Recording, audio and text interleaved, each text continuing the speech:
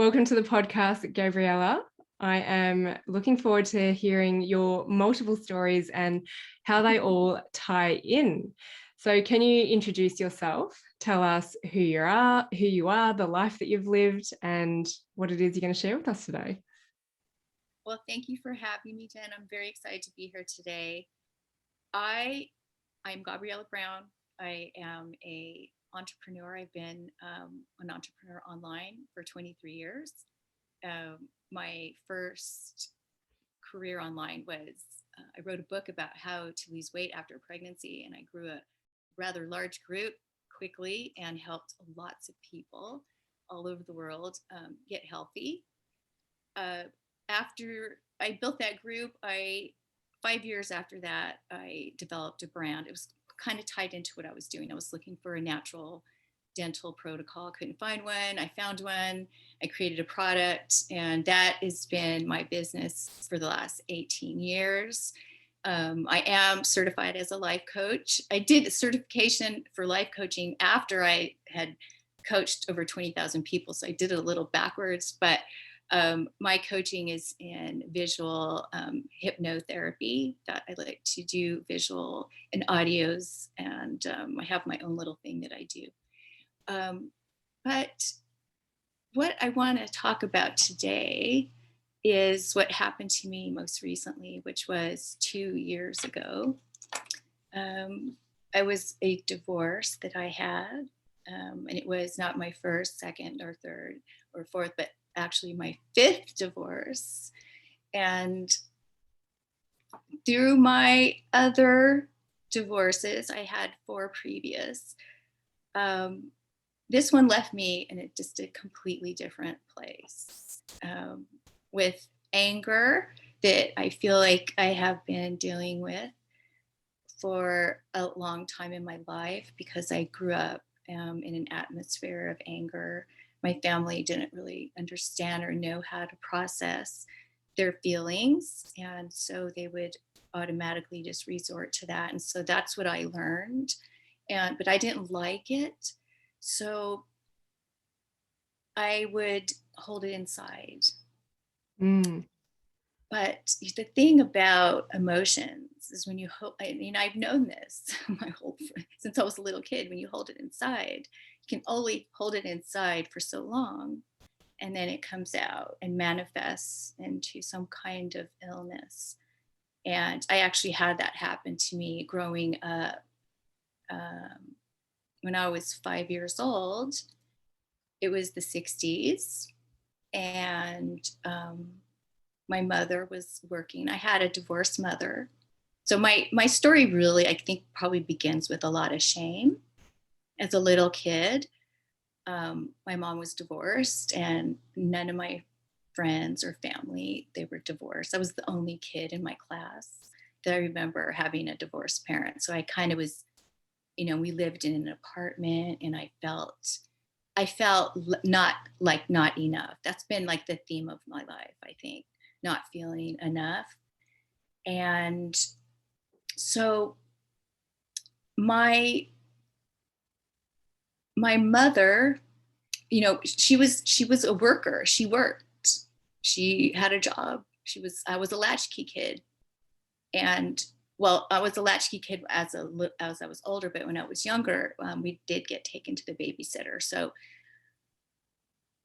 my babysitter's husband would send his wife to the store. And then when he would send her to the store, he would pull me into the room and molest me. And I can't tell you how many times it happened, but I know it happened more than once, because whenever he would send her to the store, I'd start getting nervous. So, I came to that conclusion later on, because what I had done for me at that time, it was so ugly and horrible to me that I couldn't deal with it. It was such an ugly thing. And of course he told me, don't tell anyone. And I didn't, because I respected authority. I've always respected authority. So I didn't. And it made me feel ugly. And I didn't like any of it. I never liked it. I wasn't sometimes there can be that, a pleasure with it, and then the kid's more confused. It didn't feel good to me at all. It's none of it. So I detested all of it from the get-go, but I didn't say anything. And so I had these feelings inside me, and I didn't know what to do with them. So in my mind, I've always been like really into my mind, even as a little kid. I said, okay, here's what you're going to do. You're going to just forget about it. You're just going to forget it and just block it out. And so I did, and it worked sort of, not really though, because as a child, I would throw up in my sleep for years and years, stomach aches, waking up with throw up on me.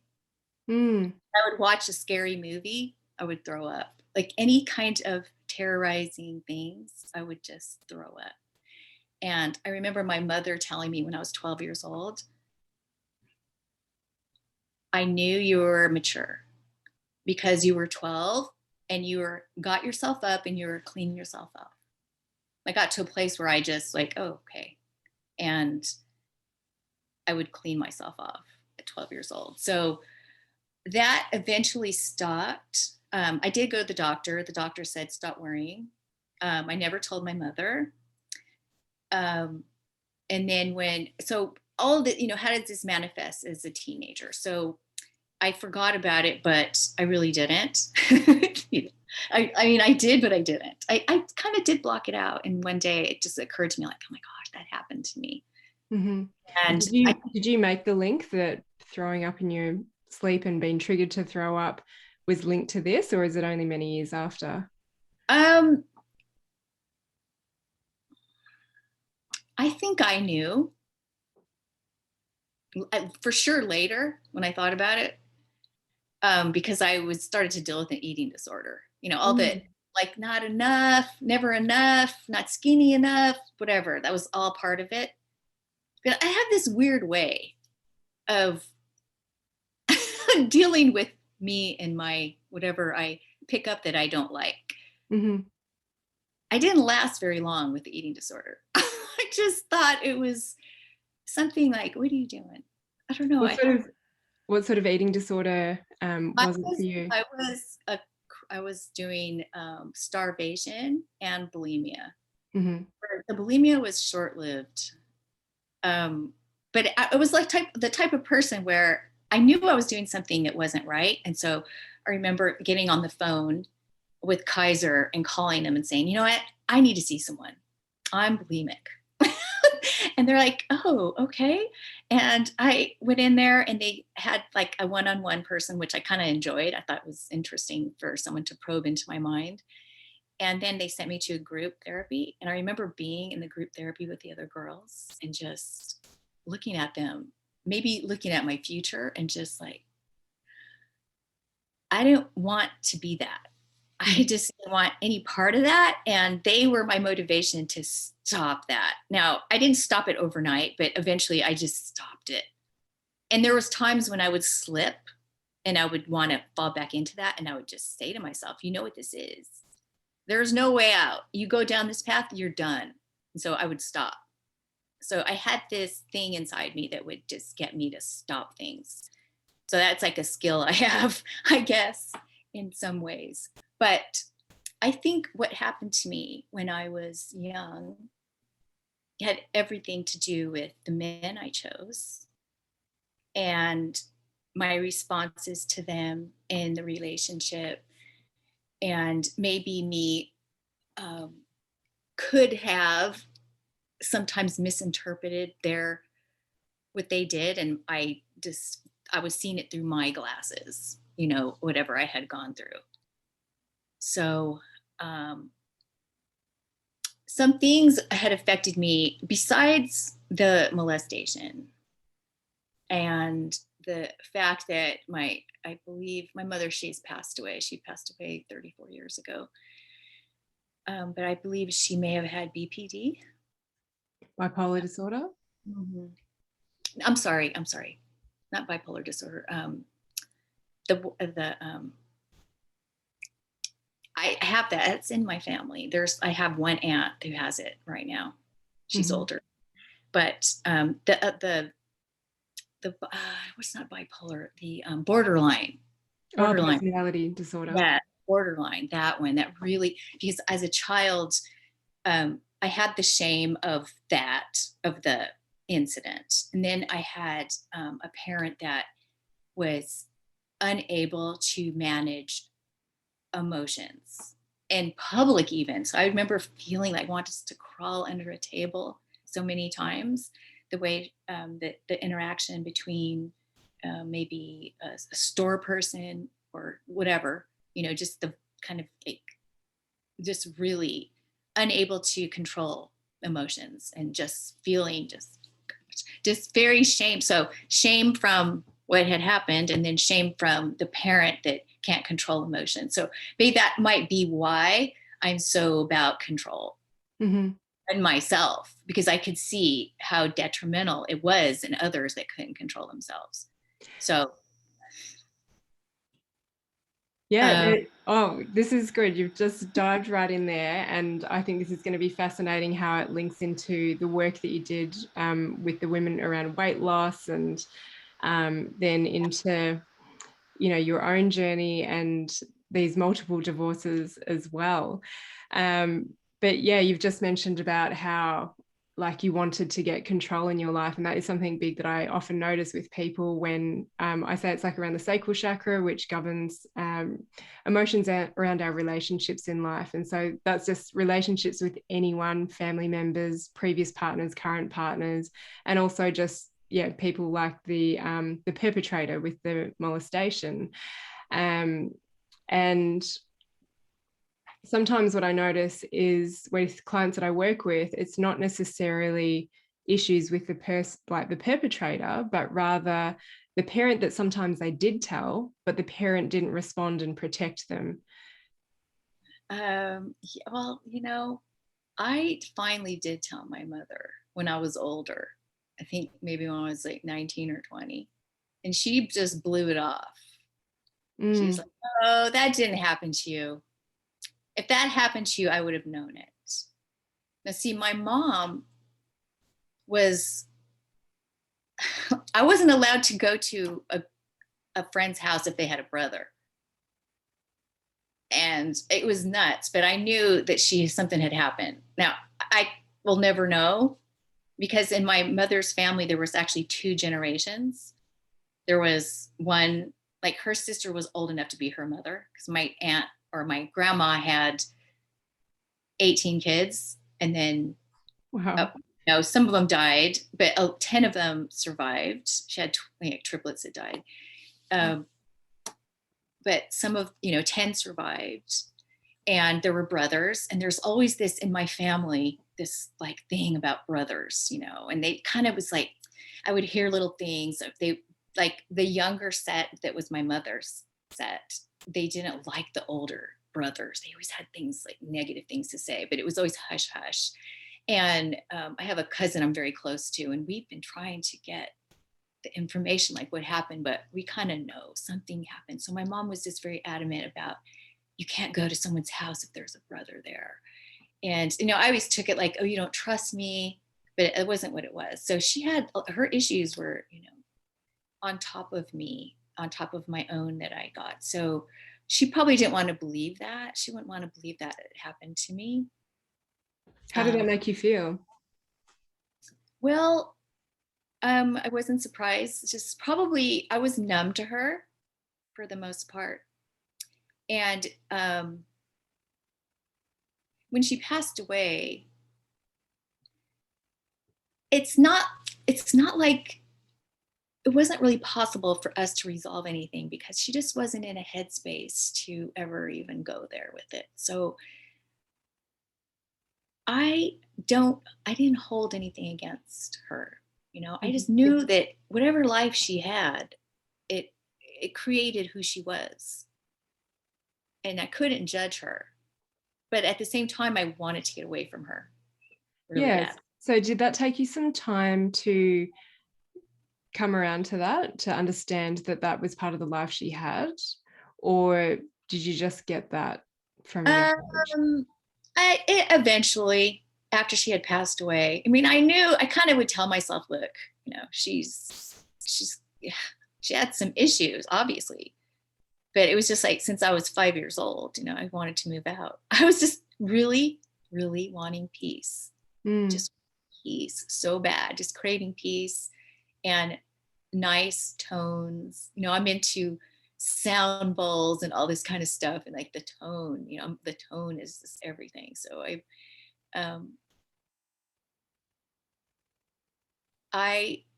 it's been a journey I think with my mom over the years. As I've grown and I've gone through my own stuff. Now she had her own history of divorce too. And I thought about her divorces and mine, and just like kind of, thought about all of that and what she had gone through. The more I lived, the more I understood my mother, for sure. Yeah. I was probably in my 20s. I was 26 when she passed away. I was probably, it was whatever I felt when she passed away then, I don't feel that way now. Yeah. It's like, because it was really hard. She had it was a sad, she had cancer, and it just ate her up and took every bit of her before she passed. And it was just not a nice way to go. And so, but what was your relationship with her in those last days with her cancer? it was the same. We didn't get to a place of, we didn't get to that place that I would have liked to go to. My brother really stepped in and just was there for her and was spoon feeding her at the end and all this. And I was not. I don't have, looking back, I don't have any guilt feelings or anything like that. I was as much as I could be for her then. But I guess in retrospect, I was limited for her then. She was very secretive. Like, she had a mastectomy and didn't tell me. She told me, I have to go to the doctors. Can you take me for my appointment? And she didn't say what it was for. And so that day I was like, I'm really busy. I have other appointments that day. She's okay. That's fine. Forget it. I didn't know that's what I was like. I found out later that's what it was. And I was horrified at my behavior then. I was like, oh gosh, there's some things that if I could go back and change, I would. But I just didn't know. She was very hidden. And that is something that I've had to kind of to fight this hiding feeling with money, with just everything, with the fact that she had 3 divorces and kind of tried to bury one, but we knew about it. Like, it acted like it wasn't there. So we did too. We kind of just played along. So there was this like playing along that was going on. And it's in my family, that aspect of, it's just, shh, I'm sure it's in a lot of families, but I know how to be, silence is golden. I know how to do that. So. But we know that we need to speak up eventually, which is where, this is why you're sharing the story. So I just want to go back before we move into the next piece is, that the whole sacral chakra stuff, when these relationships are a little bit arise, that often it shows up in controlling behavior or jealousy. So controlling in relationships or controlling things like our food intake, even healthy eating, over exercising. And so it's great that, you were able to pick up on this quite early and then make the changes. I would love to know your journey into working with women around weight loss after pregnancy, because that came to a bit of a standstill, didn't it? And you had some realizations. Yes, I did. Do you have children yourself? I do. I have 2 married daughters and 3 grandchildren right now. So with the weight loss, first of all, I loved it. I loved working with people. I loved seeing them shed the weight and change their lives. I think, it's just cliche, but when people just want to drop weight, it's just the most tangible thing that you can do and just feel good about yourself. So I helped a lot of people, but there were some people that I couldn't get them to budge. And I couldn't figure out what it was, because this system I had, it worked. I had the before and afters. I could show people they felt better. They had better cycles. They didn't have pain. Their muscles, they didn't have fibromyalgia. This is just the chemical part of the food. Okay, so there's this chemical part, and then there's this other part. So, and I didn't know about that really, because even my own self with all these emotional things, I was able to lose weight. So I know it's like a numbers game. There's certain things you can do to manipulate and make your body drop weight. But there were some women that couldn't do it. No matter what we did, we couldn't get them to budge. And sometimes they were even gaining weight. So I would really dig deep and start asking them questions. And back then it was just through email. And so we would just have these long emails that would just go on and on. And it was not ironic that the ones that were having the hardest time had the most emotional, deep scarring. Just like crazy stories like, oh, I was kidnapped when I was young and in a closet for 2 years, and like way worse than anything I had dealt with. And I got to a point where I knew they needed like a certain type of help, but really I was just on the chemical end of it. I was just on, if you just do this, it's the math equation. It's in and out, but there was other things that were bugging these women, and they were very deep. And at that point, it was kind of around the time when I had my brand, that it was kind of happening because I was in the health world. And I just decided to get out because I felt like my only choice was to go back to school and become more learned in this topic, or just go with my instinct with, at the time, was money. I'm an entrepreneur at heart. So I saw the dollar signs and I went with the money, and I just kind of casually left the industry. And there was something else too.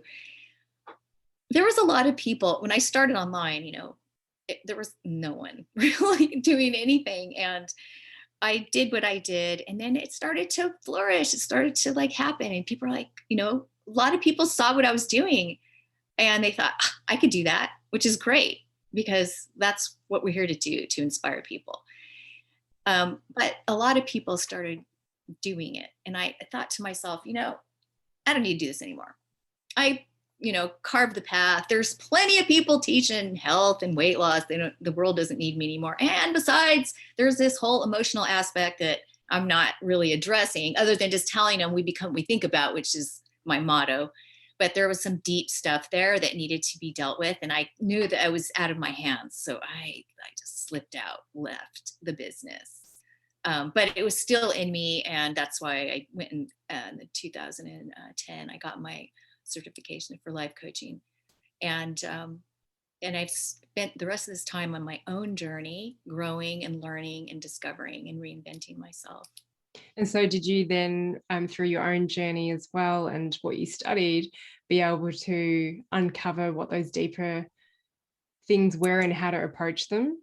Yes, they're all my, I don't want to call them failures. They're just learnings, especially when it comes to marriage, because I was, I've had 5. Okay. And because I was like I read everything about marriage, everything there was to read. And I thought, well, you just need to marry someone different. You gotta need a different personality here. So I tried that. I married 5 different personalities, different careers, everything. But there was a reoccurring theme there. And I believe that the recurring theme was in me, that there was a reflection of the lowest. Okay, here's what it is. The lowest part of me was somehow reflecting and drawing that relationship to me. So those things, those character things that were not right in me, those things I need to correct in myself, that's what I was attracting. That's what was drawing. And I couldn't figure out what it was, because I thought, what with this person? How did I draw this to me? What is the magnetizing factor? Because I know that I drew them. I did. But it was the lowest part of me that I needed to extract so I could attract the better it's like, it's a dark soulmate is what it is. I was attracting my dark soulmates.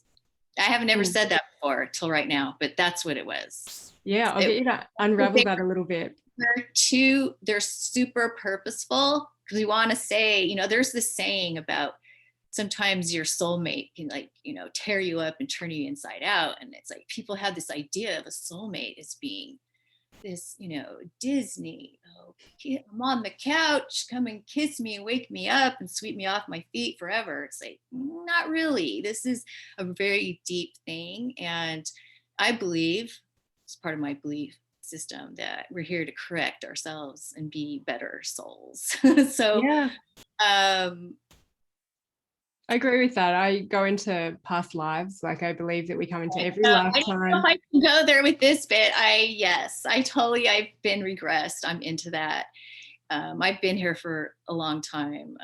And, you know, when I was going through a lot of spiritual things years ago, I used to say, okay, this is it. I'm done. I'm not coming back again. This is the last time. I'm getting myself right, and it's over. But I don't feel that way anymore. Yeah. It's okay. I'll come back again. It's all right. Yeah. I'm not afraid.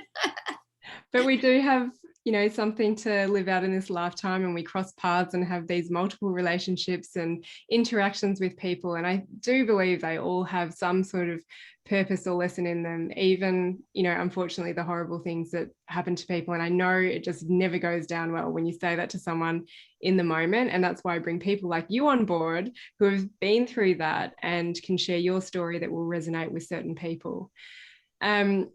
Before, you said that you could see, after some of the experiences that you had through childhood and your teenage years, that your first partner, that you attracted them because of that. Can you take us through all of your divorces, your partnerships and your divorces? Really quick here. I could probably do an hour on each one. So my first husband, it was after my mom had passed away, and I was 26. And then in my 20s, I had a boyfriend half the time, and half the time I was single. And I had some physical problems. Guess where my physical problems manifested? Well, given its relationships, I would say around your hips and your pelvis area, and maybe with reproductive system. Sure. Yes. Correct. So I had a very bad case of endometriosis. Really bad. Like, by the time, you know, I was the type of thing where I would be doubled over in pain, and, you know, had to be rushed to the emergency. And the first time it happened was after my mom passed away. And I thought, oh my gosh, is this cancer? You know, you always think. Yeah, worst case scenario. And they said, you have a mass on your ovary, and we don't know what it is. So they did a surgery, and they took out, it was a grapefruit sized cyst. And they said, you have endometriosis. It's all over your pelvis. It's on your back. It's like, it's just everywhere. And you need to get pregnant as fast as you can. You need to have a baby. I'm like, oh, okay. I don't even have a boyfriend. I'm not even dating right now. This is great. So I went to a wedding, and my walking partner was really cute, a little too young, but cute. And I don't know, we just started, we were romancing the stone at the wedding. Literally, there's pictures of us smooching each other at the wedding. And he liked me. I was older. I was 29 and he was 21.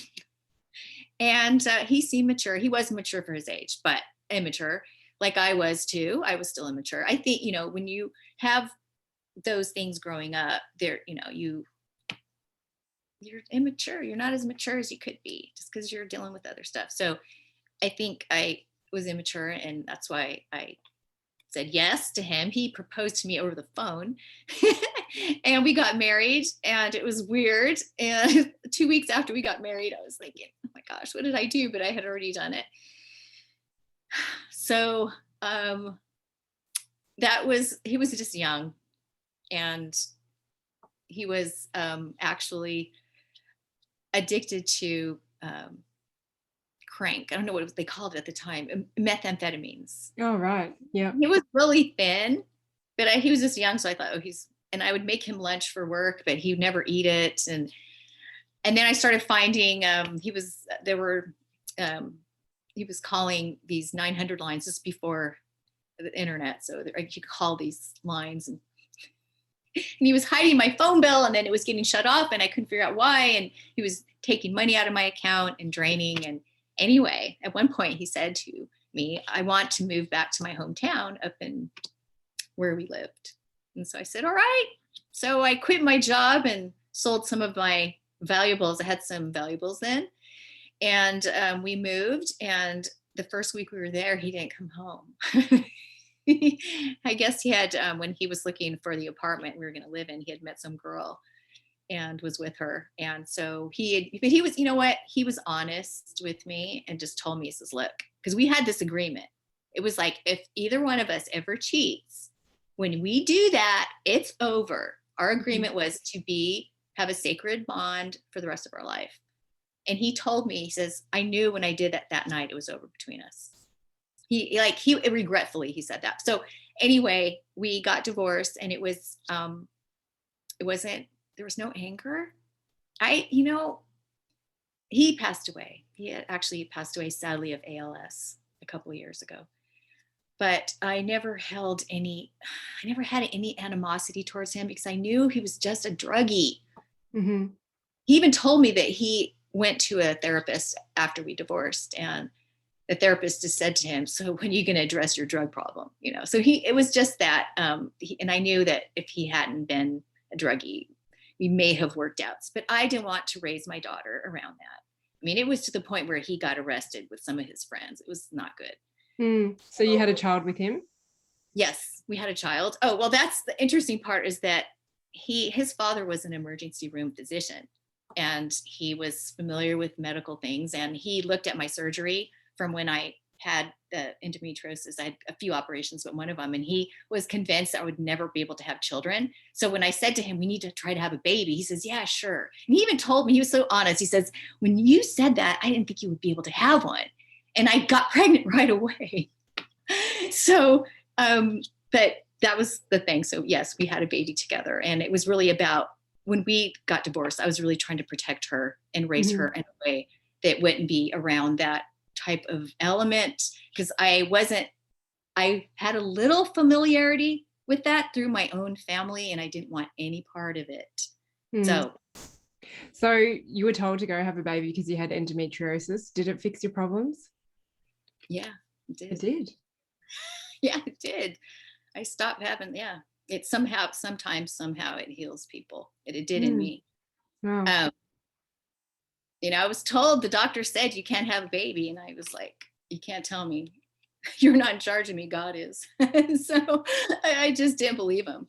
Yeah. Well, this again, I love to have people just prove things wrong on here. And, for therapists out there listening, practitioners, whatever type of practitioner you are, just saying those words people can live into that, and they can believe that, and they can really go downhill, or they can prove you wrong. Mm-hmm. I also want to say that in my 20s, I found natural health, and I've been a natural health person. And that was kind of what got me into natural health, was my own problems with endometriosis. So I am a firm believer in what we eat definitely affects it. It's a holistic thing. Our emotions, our chemicals, all that, it is a thing. Now with my second husband, oh gosh, I just remembered something. There's a little thing I just remembered. Go for it. My second daughter is not born from any of my husbands that came after that. I have a baby with a man I didn't marry, and I'm very good friends with him to this day. I love him. He's great, but he's brilliant, 180 IQ. I have this thing for smart men. And sometimes people that are really smart are hard to be in relationship with. So I really wanted just a normal life, and that wouldn't be the case with him. So when I found out I was pregnant, all my friends, get an abortion. Oh my gosh, what are you doing? A divorced woman, pregnant. with some guy you're not even going to be with. What is wrong with you? So I said, nope, sorry, I'm having it. And at that time, I was poor. I didn't know where my next dime was going to come from. And I just said, if God gave me this baby, I'm taking care of it. That was my thought process. Because I was a person that was told you can't have kids. So the first time was planned. Second time was not planned. We were going to get married. And I used to have this thing, don't live with someone unless you're actually married for whatever reason. And I went against it. And I moved out. It didn't work. It was a month, literally a month. And it was like, oh, I'm pregnant. Uh-oh. But we were friends. And I had the baby. And during the time that I was pregnant, I lived in this apartment complex. And I met this man by the pool who was a very, very nice man. And we dated lightly because I had a daughter at the time, and he did too. We dated for a year, during my whole pregnancy. And after I had the baby, he proposed to me and we got married. And we had a very, very nice life for like 9 years. Those are the years when I can say that my life was sort of, it was nice and almost boring. You know, it was just, everything was just, we had our family, we had our barbecues, we did our little trips, once a year. And that was around the time probably when I turned 40 that I got onto this really radical, crazy spiritual quest, like wanting to know about spirituality other than what I had been told and what I had been reading. And I started stepping out of the box and asking things and questioning. And anyway, I'm not going to go into that too heavily right now because it's going to go on to another tangent. But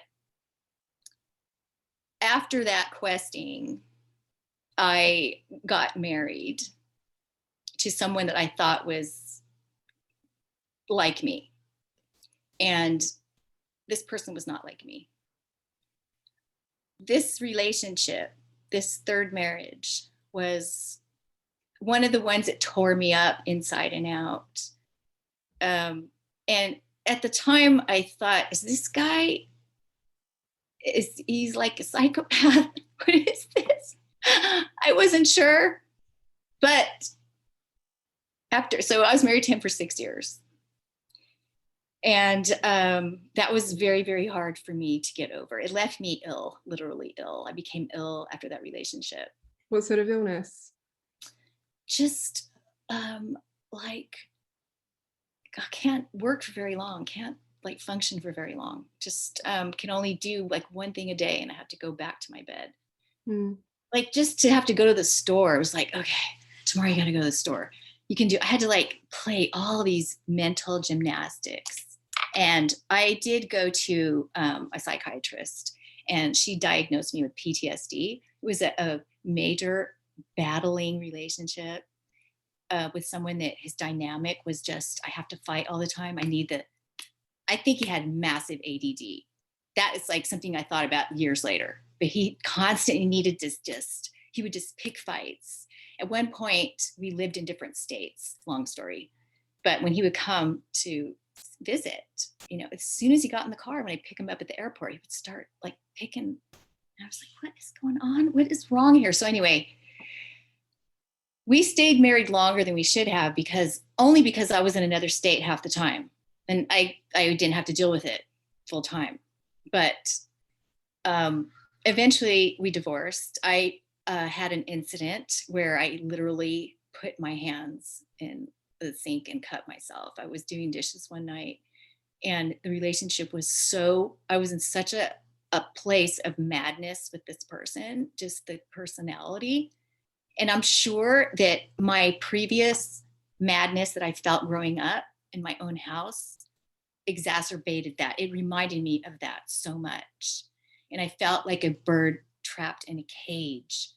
And something had happened one night, and I was doing the dishes, and the dish slipped out of my hand, and it hit the dish below, and it crashed, and it was like a flame that just turned up that, and I just thought, oh, and I just decided for the first time in my life to just punch the plates. And I punched it once. I'm like, oh, I'm going to punch it again. I punch it like maybe 2 more times. And then I thought, hello, psycho, to myself. I'm like, what are you doing? And was it everything that built up and it just had to come out, right? And I just looked, I was like, oh my gosh, I'm bleeding. Oh no. And then it was on both hands. So I thought, oh gosh, okay, this is not good. So I grabbed the towel. I just like totally became like coherent. I was like, okay, calm down. Grab the towel, and I wrapped my hands, and I was like pushing on with my chest to hold, like, stop the bleeding, because I didn't know where it was coming from. And I was screaming for my husband, and he came downstairs and like, what is it? And I said, I cut my hands. He's like, you got to take me to the emergency. And so we went to the emergency, and things were not good between us. So he was really worried when I was in the emergency room that I was going to say something to them about, like, because they were asking me, what was happening before this happened? Who are you talking to? Did he hit you? And all, like, no. And he actually, that night, it was really something had triggered with my daughter. He was kind of involved in it, but it was something with my daughter. And I protected him.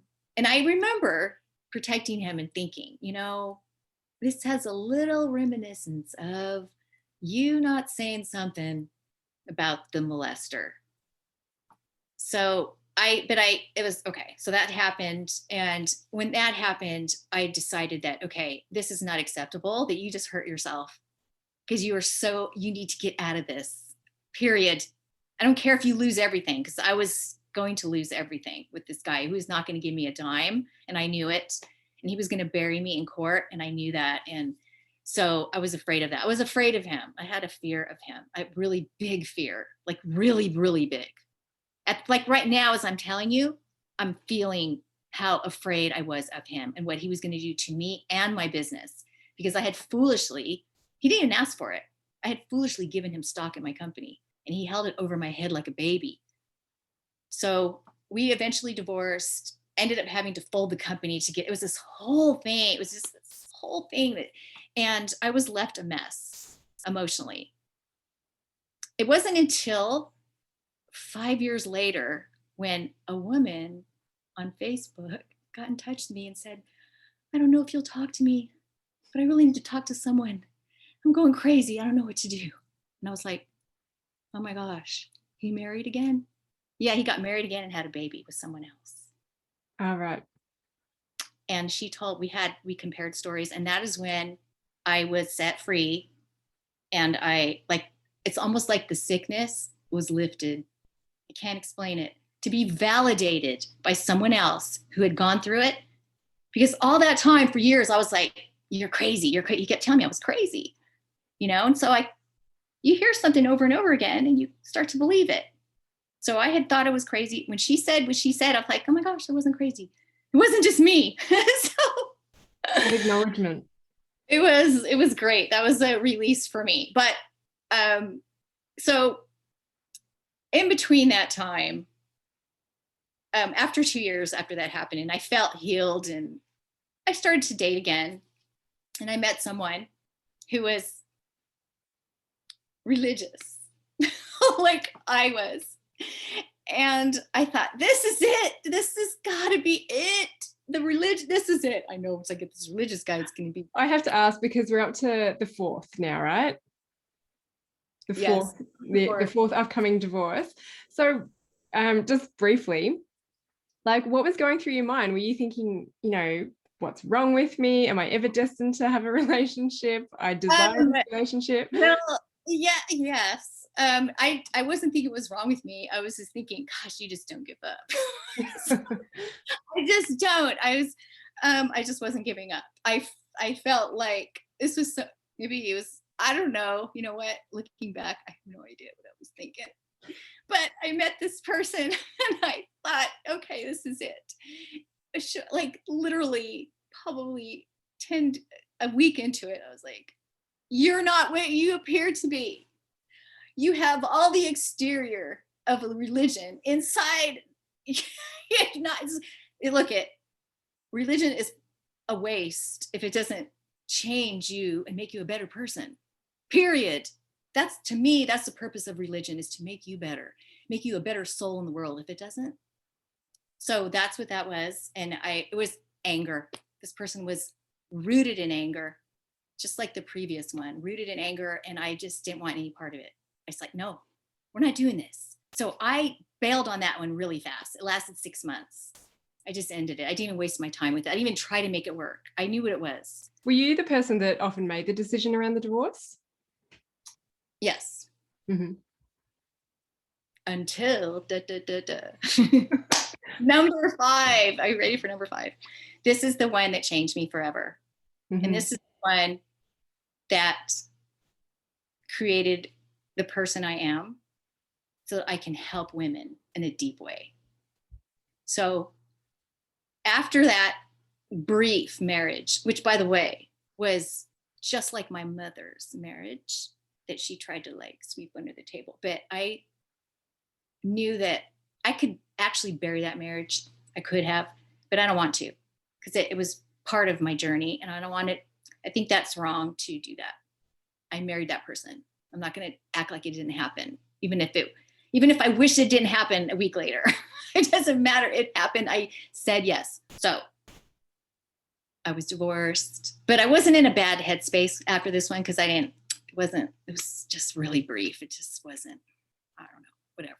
Am I allowed to ask how old you are? Because some people would be like, oh my gosh, it wasn't like every 2 years she was divorcing. She had many marriages. Yeah, I've been married 18 years total, and I'm 58. Mm-hmm. So cool. Just so people know there is life. Yeah. So I said, at the time after that marriage, I had bought this new house on 9 acres up in New York. And I was living there with my dog and, just like, okay, this is great. But this is what it was. Actually a trigger.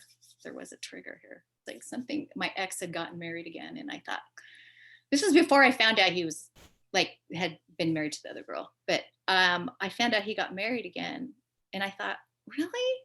Oh, okay. I wasn't mad. I just thought, wow, he found love again.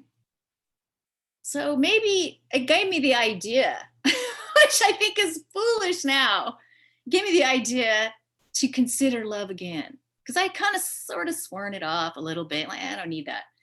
So I thought, maybe there's someone for me. So I remember literally, this is what, walking on my property, it was in the summer and it was all breezy and all the trees. And I said, God, I'm going to look for my soulmate again. Even if I don't find him till I'm 80 years old, I don't care. I'm patient. Got online, met a guy like really fast who was what I thought was, oh, this has to be the one for me. I mean, we're in the same kind of business. And anyway, we ended up married. Not right away. It took about, I think 11 months. We ended up married. We had a long distance relationship. I was in New York. He was on the West Coast. I moved everything, gave up my dog because he didn't want dogs, hair. Then no dogs, moved the business. Things, sometimes when two souls come together, the universe shakes. Something happened with us. And oh my goodness. It was just the beginning of the end. So everything that could go wrong did, especially financially. And this person was really, really wrapped up financially. I had the impression that he was good financially, because he was so on top of very little dime, and he had his financial guys, provide a report, an asset sheet about what I had and all this. I thought, okay, whatever. And we have financial meetings we have to go to, and you have to agree. And I was actually kind of didn't like it. I was like, it sounds a little, I have no freedom here. What is this? But I went along with it. But it just really was about, this person became my husband, became my taskmaster, literally. We were very involved financially. He had said to me, don't worry about your business. I'll help you do everything. And I was like, oh, cool. Really? Because it costs a lot to move a factory. This is great. So what he meant by that was, I'm going to loan you a bunch of money and you're going to pay me back. Mhm. So the whole marriage was me owing him money and me scrambling in my business to pay him back, to get the money back. So I was constantly generating revenue and here, and he would give me the balance sheet. He says, oh, you still owe me for, don't forget. And so he became obsessed with this money issue, two issues, became obsessed with two physical issues, and determined I wasn't delivering. And through the next probably 2 years, began to just tear the relationship apart and down. And just eventually, a week after I got back, we married my daughter off in New York. And a week after we got back, I was saying, oh, I have this idea, and this is how I am. Okay, just how I am right now. This is how I am in real life. I have this idea. We're going to do this thing. We're going to blah, blah, blah. And he's like, no, we're not. I said, what? We're not? He says, no. And he told me he didn't want to be married anymore. So I was like, okay, our relationship isn't the greatest, but really? We're 56. You're just going to trash this after I sold everything and give it my dog? So he moved me out, literally packed me up himself and moved me out and said, okay, this is goodbye. It was like, I felt like an employee that had been let go from a job. It wasn't even about anger. I was just hurt. And I thought about that for the longest time because I knew the relationship wasn't good, but I just didn't feel it was worth trashing. We were cordial to each other. We were nice to each other. We never fought. We weren't mean. We were, we could look the other way. I was able to look the other way on all kinds of things that, so it ended. This is like, you want me to tell you everything? So I was in a place where I was living in 2 different states. And when I lived in the other state, I was literally sleeping on the couch in my factory because the relationship that I had left, we were in such a bad place emotionally as a couple. We were not able, and I don't like that word manifest, but we couldn't manifest nothing together financially. We were just, it was like if there was a manifesting genie, the genie was coming in and just taking all the money, going, okay, I'm taking this. You guys don't deserve anything together. You guys are pathetic. You cannot see eye to eye on anything. You're just not.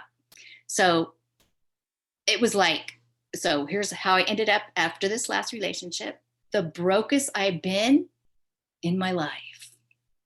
Traveling back and forth, driving 7 hours a week or more, sometimes 10 hours in traffic, going to rest stops 7 times because I just got to go all the time. It's like the rest stops are places where there are all kinds of, they're not the cleanest places in the world. You just don't want to be hanging out there. And I was. So through this time of me traveling back and forth, sleeping in my factory, hiding myself, pretending that I wasn't sleeping there, all the other business owners in the park, moving my car, thinking I just drove up, all these games that I was playing with myself. My body finally said, you're done. And I became sick for a long time. So what happened? That sickness that I saw in other women, I had it. And I started to, I just got these weird flus, like this burn with the temperature. And then I would throw up again, throwing up my life and throwing up. And I couldn't stop. It just kept happening. I kept getting sick like every other week. And I started to lose weight and I got down to like 99 pounds. And I was like my body was as much as I like being thin. You know what? This was not that. I was starting to fear for my life. At one point, I even on Facebook said, pray for me. I started calling people and saying, I really feel bad about this thing I did. I started going to that place of thinking I was going to die because I knew I couldn't go to the doctor and get fixed. I knew this was emotional and I had to address it. So that's when I just was like, okay, you got to really, you've been throwing up your life. And I felt like I was throwing up all the toxicity of that marriage, all the other marriages, my entire life was just being thrown up for months and months. And so I started doing things like, this was before COVID. I was doing things like, okay, I'm going to separate myself because I was getting sick so much. I would go around little kids and I was getting sick. I was like an old person that couldn't be around anyone. So I said, all right, you're an old person that can't be around anybody. So you're going to isolate yourself. So I did. I started isolating myself. And I did that for like a month and then COVID hit. But during that time of me isolating and getting sick and, going over, doing my mind things that I do, I came into this place of just happiness, like really happy, like more than ever. No anger towards him for any of it, just understanding, acceptance, like, okay, you're part of my journey. It's okay. But I just want to say too, that from the moment we broke up, the moment I left, I started to cry and didn't stop crying. Probably July. For 6 months, I was probably crying. And I just let it happen. I didn't stop it. I said, you know what, cry. It's okay. You're by yourself. It's all right. Did you So do this with your other divorces? Nope. Okay. So I felt I was am I crying for all of them? Am I crying for everything in my life? Is that what this is? Maybe. But I let it happen. I didn't stop it. I didn't get drunk. I didn't do any of those things. I just let it happen. And there were some days when the tears were flowing and I wasn't even thinking about anything. It was just flooding, like, okay, whatever, like Kleenex women. So I ended up in this amazing place. Then COVID hits and they're like, isolation. I'm like, cool. I've been isolated for a while and I'm in such a great place right now. It's okay. I was. And that's where I've been ever since. So That's just a little bit of my story. Yes. Thank you for going into detail and like taking us through every one of those marriages and divorces, because I guess by sharing your story, it's this whole thing that when you don't look within and when you're not really clear on your own values, or there's stuff that's happened in the past that you're not dealing with, these threads will just keep on getting pulled through and repeating themselves in another shape, way, or form. Now, when you went into isolation, did you just work on yourself or did you seek help from anyone? No, I did. It was mostly like at one point I thought I was even battling with God on this one. It was really between me and God. And I was questioning and I was saying stuff like the stuff I was saying to God 2 years ago. I'm embarrassed now. I have to apologize. All the demands, like, what are you doing to me? It's like, what are you doing to yourself? But it was a test, a major test of faith. My faith is stronger now. But you know what? Here's the thing. The faith wasn't about God. It was about faith in myself. I think that's really what it was. My faith in God is always there. It's just, what about me? I had such a slew of thinking failures, like one after the other. And I had lost faith in myself. I started to focus on those failures. And then, whatever you focus on, that's what you get. So I started things started to fail around. I started seeing more failure and more failure. Like, what is this? So part of my going, getting my mind right again was going back in time and looking at my successes. I said to myself, hey, you've got tons of failure, but clearly there's a success in there somewhere. Can you find it? So I started just looking at the person that I used to be and got inspired by my own self in the old days when I was just like that person that just was really motivated and exciting. And I said, look at how you used to be so motivated, excited. You got online 23 years ago. You have to go back to, so I try to remember that person and bring her back to life, the good parts, because not all of me was bad, So that was really helpful to look and go back even into those testimonials from old people that I had helped and see how you help people. You're okay. You have success. So reminding myself of my successes was really, really important to what I was doing. And that helped. I did join numerous coaching programs, but they're mostly for business and lightweight, what I call lightweight mindset work, which really isn't really anything mindset. It was just, they call it that, but I would just see, I have something better than that. I started creating my own stuff. But the point of all of this is that you can go through so much in your life and be older and still be happy. When I was younger, I would say, when I'm older, I don't want to be sitting around complaining about my life and my diseases. So that was like, okay, so you need to eat healthy for decades so that doesn't happen. So I've been doing that. But I think my biggest success is that I have gone through so much. And I didn't even tell you some of the stuff that these guys did. I didn't even really go into it. It doesn't really matter. The point is that I am in a great place and I don't harbor any anger towards them. And I'm moving on with my life and going to help other women do the same. So I think that's the most important lesson out of all of this. Amazing. Thank you so much for sharing everything that you've been through over such a period of time. You look amazing.